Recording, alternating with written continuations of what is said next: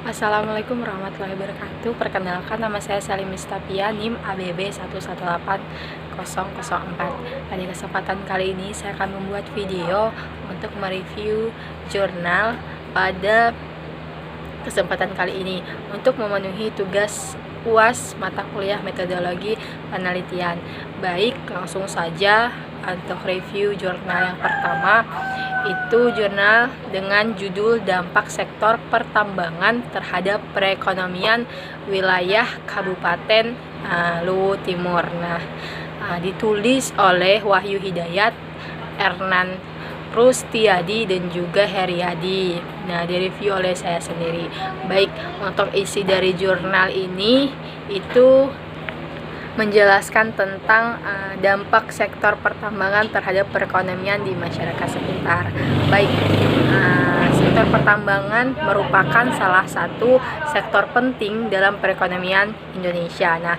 Terutama di Master Plan Percepatan dan juga Perluasan Perekonomian Indonesia sebagai penghasil devisa. Jadi pada tahun 2011 PDRB di Kabupaten Luwu Timur ini atas dasar harga berlaku mencapai sampai 9,6 triliun rupiah. Perkembangan sektor yang strategis tersebut memiliki pengaruh dan dampak langsung dan juga tidak langsung yang signifikan. Jadi dampak tidak langsung itu akibat perkembangan suatu sektor berpengaruh terhadap perkembangan sektor yang lainnya. Jadi Kabupaten Luwu Timur ini memiliki peran yang strategis dalam pembangunan daerah di Provinsi Sulawesi Selatan. Dari aspek ekonomi, karena wilayah ini didukung oleh adanya program pembangunan ekonomi Indonesia yang memposisikan Kabupaten Luwu Timur ini sebagai pusat perkembangan nikel dan juga koridor ekonomi Sulawesi. Penulis dalam jurnal ini juga menjelaskan bahwasanya dalam pelaksanaan pembangunan ekonomi, salah satu masalah yang sering dihadapi oleh pemerintah daerah yaitu adalah masih terbatasnya informasi tentang potensi dan juga perkembangan ekonomi wilayah itu sendiri. Hal itu menyebabkan pelaksanaan program-program pembangunan umumnya lebih bersifat politis, jadi tanpa didasarkan suatu kajian ilmiah. Hubungan antara sektor ekonomi dan juga tingkat perkembangan wilayah seringkali diabaikan dalam pengambilan keputusan yang mengakibatkan fokus pembangunan menjadi bias dan tidak menyentuh permasalahan yang ada di wilayah tersebut. Jadi sektor pertambangan ini memiliki peran penting dalam menopang kehidupan perekonomian di Kabupaten Luwu Timur dan di masa sekarang maupun di masa yang akan datang. Penulis berpendapat bahwasanya untuk mencapai kondisi tersebut dibutuhkan informasi terkait perencanaan dan juga pengembangan wilayah dengan memperhatikan keterkaitan sektor pertambangan dan sektor-sektor ekonomi lainnya. Jadi semakin kuat keterkaitan antara sektor ekonomi dan juga sektor-sektor utama lainnya, misalnya seperti konstruksi atau pembangunan, jadi maka akan semakin besar juga pengaruh dalam perkembangan wilayah Kabupaten Luwu Timur. Jadi tujuan dari penelitian ini dilakukan oleh peneliti untuk mengetahui peranan sektor pertambangan, baik itu pertambangan non-migas maupun pertambangan penggalian terhadap perekonomian wilayah sekitar. Dalam jurnal ini, peranan sektor pertambangan baik itu non-migas dan juga sektor penggalian bagi perekonomian di wilayah Kabupaten Luwu Timur ini dapat diketahui melalui analisis produk domestik regional bruto. Subsektor pertambangan non-migas dan subsektor penggalian yang merupakan bagian dari sektor primer ini akan berkelanjutan dan berdampak besar terhadap perekonomian wilayah. Apabila memiliki keterkaitan yang kuat dengan sektor industri non-migas. Hal ini sejalan dengan pendapat Rustiadi bahwa roda perekonomian dapat bersinergi dengan baik dengan adanya keterkaitan. Analisis keterkaitan antara sektor-sektor pada dasarnya melihat dari dampak output dan juga kenyataan bahwa sektor-sektor dalam perekonomian tersebut saling mempengaruhi. Nah, upaya yang dapat dilakukan yaitu dalam mewujudkan subsektor pertambangan ini tanpa migas dan juga subsektor penggalian sebagai salah satu subsektor strategis di Kabupaten Luwu Timur adalah dengan meningkatkan keterkaitan subsektor pertambangan non-migas dan subsektor penggalian dengan sektor-sektor lainnya pada sektor hilirnya. Hal ini dijelaskan yaitu untuk bertujuan menciptakan nilai tambah produksi, di mana sektor non-migas ini kan merupakan sektor sekunder yang cenderung berkaitan dengan sumber daya manusia, terus juga modal, teknologi, dan bahan baku yang berasal dari sektor primer. Nah, mungkin itu secara singkat yang dapat saya jelaskan dalam review jurnal yang pertama ini. Nah, terus masuk ke alasan kenapa saya memilih jurnal ini sebagai tugas review saya, karena jurnal ini itu berkaitan dengan salah satu judul tugas proposal yang saya lakukan pada mata kuliah metodologi penelitian yang saya kerjakan sebelumnya, dan terus dengan adanya review jurnal ini dapat menambah referensi saya dalam membuat tugas proposal. Nah, itulah kenapa alasannya saya memilih dengan judul ini. Terus juga pengetahuan atau ilmu baru yang saya dapatkan dalam jurnal ini adalah bahwa sektor pertambangan ini merupakan sektor yang paling penting dalam perekonomian Indonesia. Selain itu juga di dalam kegiatan master plan percepatan dan perluasan perkembangan ekonomi dapat membantu percepatan dan perluasan pembangunan ekonomi di Indonesia sebagai penghasil devisa. Terus juga ternyata perkembangan sektor strategis ini memiliki dampak langsung dan juga tidak langsung untuk masyarakat sekitar. Nah, dampak yang tidak langsung akibat perkembangan suatu sektor berpengaruh terhadap perkembangan sektor lainnya. Sektor pertambangan ini memiliki peran penting di dalam perekonomian warga di daerah Kabupaten Luwu Timur dan juga untuk masa kini dan juga masa mendatang. Selain itu, untuk mencapai kondisi tersebut juga masyarakat di Kabupaten Luwu Timur ini masih membutuhkan informasi terkait dengan perencanaan pengembangan wilayah dan memperhatikan keterkaitan sektor pertambangan dengan sektor-sektor lainnya. Nah, jadi semakin kuat keterkaitan sektor pertambangan dengan sektor-sektor utama lainnya seperti misalnya infrastruktur ataupun bangunan, juga konstruksi, maka akan semakin besar pula pengaruh dalam perkembangan wilayah. Baik, masuk ke review jurnal atau artikel yang kedua. Nah, pada jurnal kali ini itu berjudul tentang studi eksploratif dampak pandemi COVID-19 terhadap proses pembelajaran online di sekolah dasar. Nah, jurnal ini ditulis oleh Agus Purwanto, Rudi Promono, dan juga teman-teman yang lain. Seperti yang kita tahu bahwa pandemi baik itu sekolah menengah, sekolah kejuruan hingga universitas. Dan juga tentunya dampak pandemi ini juga merambah ke dunia pendidikan. Pemerintah pusat juga dan daerah memberikan kebijakan untuk meliburkan seluruh lembaga pendidikan. Hal ini dilakukan sebagai upaya untuk pencegahan luasnya penularan virus ini. Tujuan dari penelitian ini dijelaskan oleh si penulis adalah untuk mendapatkan informasi mengenai dampak dari pandemi COVID-19 terhadap kegiatan belajar siswa, yaitu baik kegiatan belajar mengajar di sekolah dasar di Tangerang. Di jurnal ini juga menjelaskan bahwa dampak yang pertama itu adalah dampak yang dihadapi oleh murid, yaitu yang dirasakan dalam proses belajar mengajar dari rumah, yaitu murid itu merasa dipaksa dalam belajar jarak jauh tanpa sarana dan prasarana yang lengkap dan memadai di rumah. Bagaimana seperti yang kita tahu bahwa fasilitas kan merupakan hal yang penting dan utama dalam melakukan kegiatan belajar mengajar, terutama untuk kegiatan belajar dan mengajar secara online atau daring. Jadi diperlukan dulu fasilitas yang memadai, baik itu komputer, laptop maupun handphone sebagai penunjang untuk dilaksanakannya kegiatan pembelajaran online. Nah, selain itu juga dalam jurnal ini menjelaskan kendala selanjutnya yang dihadapi oleh murid adalah belum adanya budaya belajar jarak jauh yang pernah dilakukan. Nah, karena ini merupakan suatu hal yang baru, karena selama proses belajar mengajar sebelumnya kan dilakukan secara tatap muka. Jadi ini merupakan sesuatu hal yang baru yang bagaimana murid-murid masih belum bisa beradaptasi dengan ini. Nah, dengan adanya metode pembelajaran jarak jauh ini membuat para murid ini memerlukan waktu untuk beradaptasi dan untuk mereka menghadapi perubahan baru, dan secara tidak langsung juga ini mempengaruhi daya serap belajar mereka.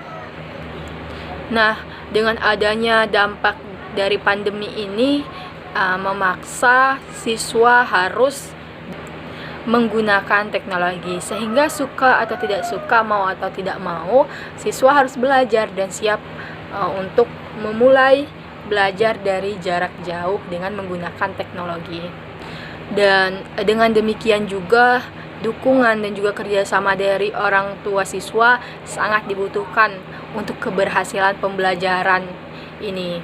Selanjutnya, dalam jurnal ini juga menjelaskan dampak yang dialami oleh orang tua. Nah, jadi kendala yang dihadapi itu adalah dengan adanya penambahan biaya yang harus dilakukan, yaitu biaya untuk membeli kuota internet. Terus juga kendala selanjutnya yang dihadapi oleh orang tua yaitu adalah mereka harus meluangkan waktu lebih ekstra untuk mendampingi anaknya dalam kegiatan belajar di rumah. Jadi mereka harus membagi waktu lagi antara pekerjaan dengan mendampingi anak-anak dalam belajar online. Nah, jadi dengan adanya pendampingan yang dilakukan oleh orang tua kepada anaknya dalam kegiatan belajar online ini tentunya akan berpengaruh kepada aktivitas sehari-hari yang rutinnya dilakukan menjadi berkurang. Dan terkadang juga orang tua juga harus ikut belajar bersama anak-anaknya dan ikut membantu pekerjaan tugas yang dimiliki oleh anak-anaknya secara bersama-sama. Dan selain itu juga pembelajaran online ini juga memaksa orang tua harus juga bisa menggunakan teknologi, sehingga suka atau tidak suka dan mau atau tidak mau, orang tua harus siap belajar menggunakan teknologi untuk menunjang dan membantu anak-anaknya dalam proses belajar dari rumah. Selain itu juga orang tua juga harus menyiapkan sarana dan prasarana, terutama itu teknologi untuk menunjang kegiatan anak dalam belajar online. Dan juga orang tua juga harus melakukan bimbingan agar anak-anaknya bisa menggunakan teknologi modern dalam pembelajaran untuk meningkatkan kualitas anaknya. Dampak yang terakhir itu juga dalam jurnal ini menjelaskan dampak yang dirasakan oleh tenaga pendidik atau guru.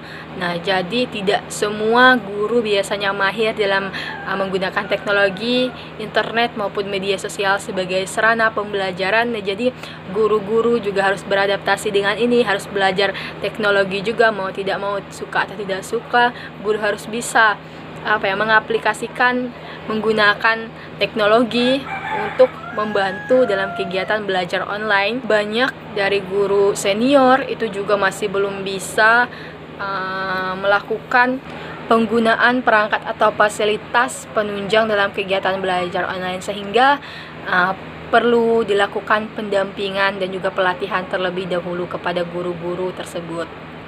Nah, jadi dengan adanya ini, kompetensi guru dalam menggunakan teknologi ini tentu juga akan mempengaruhi kualitas program belajarnya. Karena itu, sebelum diadakannya program belajar mengajar secara daring, para guru wajib untuk diberikan pelatihan terlebih dahulu. Selain itu juga fasilitas sangat berperan penting untuk kelancaran dalam proses belajar mengajar secara daring. Untuk itu, guru juga harus menyediakan atau membutuhkan fasilitas seperti komputer, laptop, atau handphone untuk dalam kegiatan belajar mengajar secara online yang memudahkan guru untuk memberikan materi pelajaran secara online. Nah, baik, mungkin itu yang bisa saya jelaskan untuk review di jurnal yang kedua. Baik, alasan saya memilih jurnal ini karena jurnal ini itu selain berkaitan dengan materi atau proposal yang tugas saya sebelumnya. Nah, bagaimana jurnal ini juga cocok direview karena jurnal ini sesuai dan juga menjelaskan tentang bagaimana kondisi pendidikan sekarang di masa pandemi ini. Makanya dari itu alasan saya kenapa memilih jurnal ini untuk direview. Nah, jadi pengetahuan baru yang juga saya dapatkan dari hasil review jurnal yang kedua ini adalah dengan adanya situasi ini menjadi sangat sulit bagi siswa yang harus beradaptasi dengan kegiatan belajar mengajar yang baru, yaitu secara daring. Terus juga kebanyakan di dalam hasil penelitian ini menjelaskan bahwa siswa yang biasanya bertatap secara langsung dengan adanya kegiatan online ini merasa jenuh ketika harus belajar sendiri di rumah. Terus juga mereka belum terbiasa dengan sistem pembelajaran online ini, dan terus juga kendala yang dimiliki oleh orang tua, mereka harus memiliki menyisihkan waktu ekstra untuk anaknya, untuk mendampingi anaknya, terus juga ikut belajar bersama anaknya agar membantu dalam proses mengerjakan tugas anak-anaknya.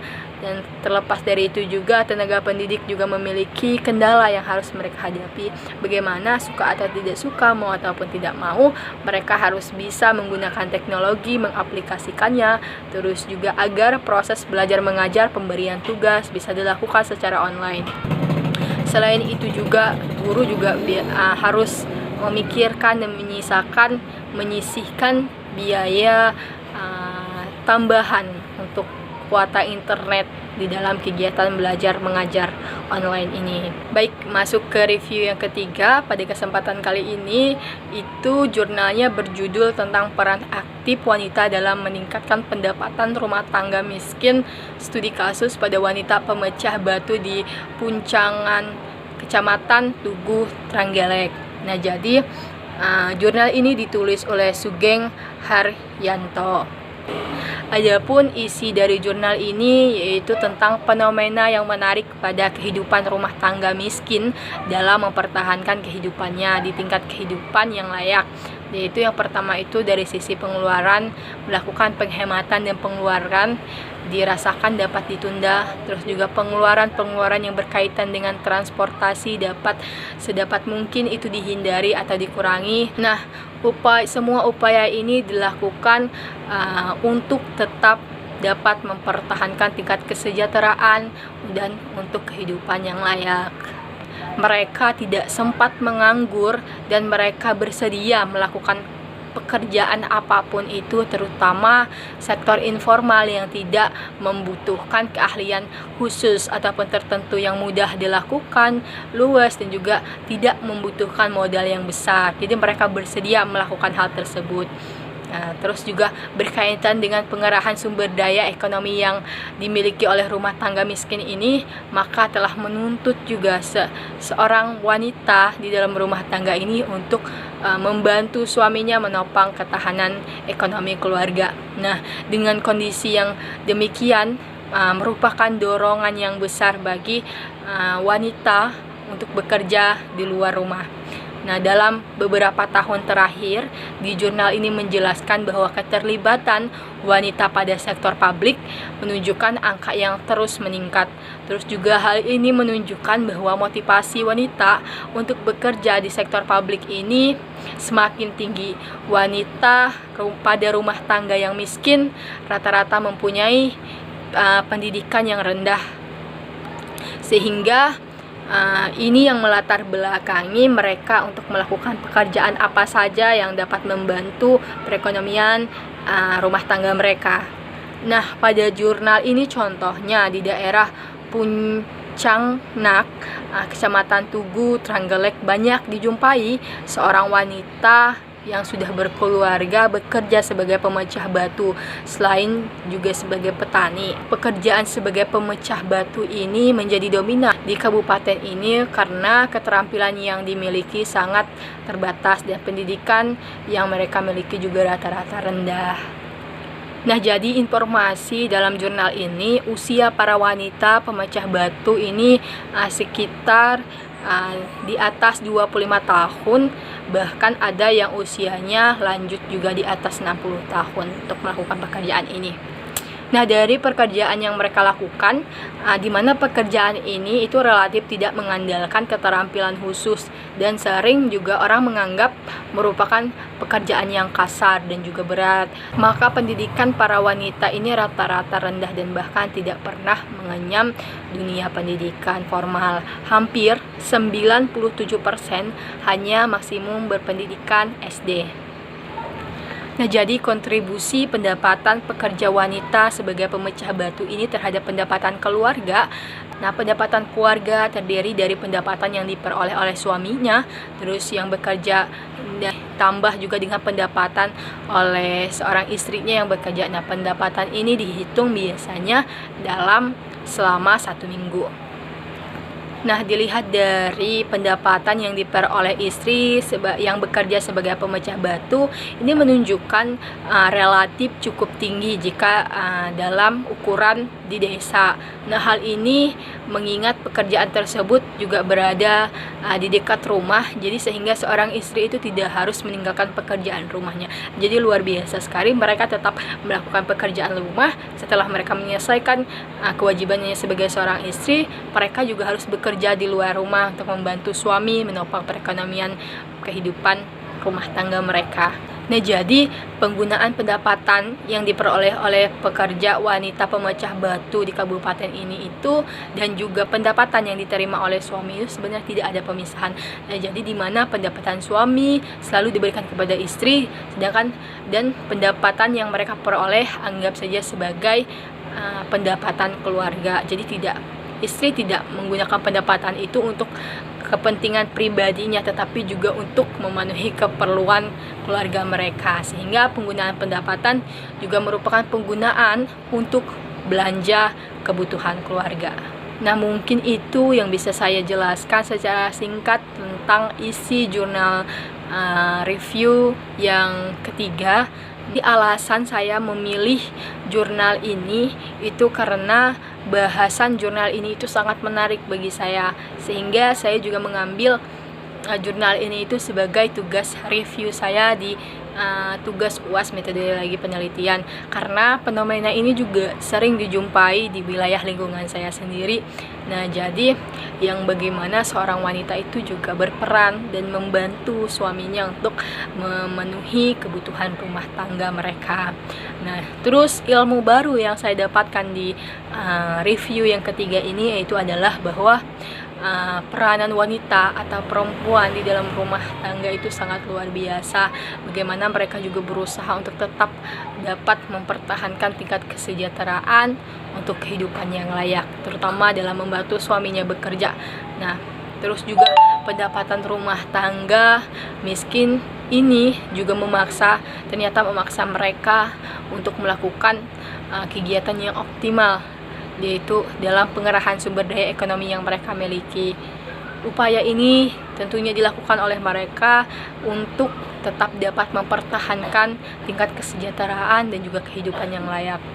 Nah, dilihat dari tingkat pendapatan yang diperoleh oleh istri yang bekerja sebagai pemecah batu menunjukkan bahwa dengan adanya tindakan ini mampu dan relatif membantu dalam perekonomian mereka. Nah, pendapatan yang diperoleh oleh pekerja wanita tersebut menurut mereka dirasakan sudah cukup.